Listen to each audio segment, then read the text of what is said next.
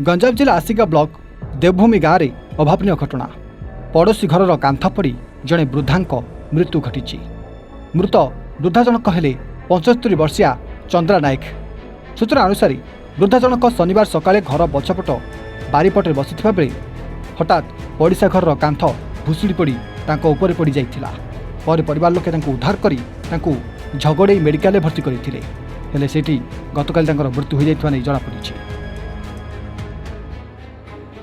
आज्ञा पड़ोसी घर बाड़ीटा बसते आम तो कष्ट पड़िया लोक आम आसला आड़ से बई मड़े हो पड़ अच्छे से आसिलु देखिक सांगे सांगे मेडिकल धरी गलु से आणिक देखा चाह कर आना से 3टा बेलू रविवार दिन 3:30 आज्ञा कौन क्षतिपूरण कौन साहय करवा कौन है आज्ञा ये तो बसी बुढ़ी लोक तो थंडा काकर ये बसते बाड़ तांकर पड़गला उपरे आम तो पलू धान दाई आइले आसिक आज्ञा पोती अच्छी आमर पिला माने सब बाहर कले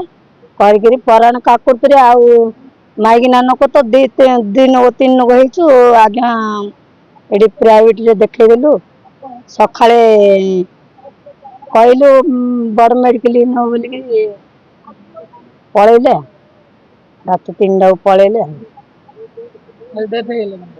डेड हो बाड़ पर पड़गला इटा बाड़ माटी बाड़ 5टा को देखिए भितर थे मेडिकल की 7टा बेलू निहला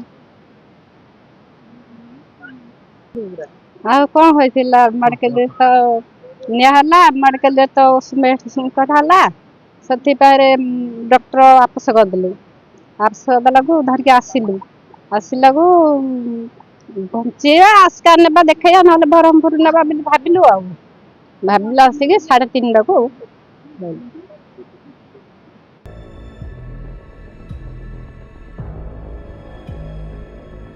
आसिकार जगन्नाथ रिपोर्ट एवं